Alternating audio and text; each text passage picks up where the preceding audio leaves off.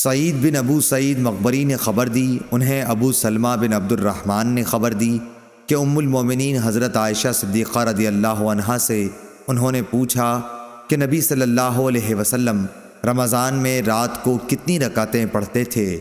آپ نے جواب دیا کہ رسول اللہ صلی اللہ علیہ وسلم رات میں 11 رکعتوں سے زیادہ نہیں پڑھتے تھے، خواہ رمضان کا مہینہ ہوتا کہ یا کوئی اور۔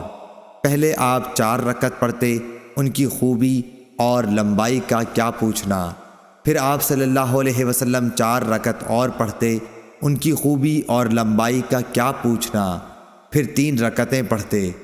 عائشہ رضی اللہ عنہا نے فرمایا کہ میں نے عرض کیا، یا رسول اللہ، آپ وتر پڑھنے سے پہلے ہی سو جاتے ہیں؟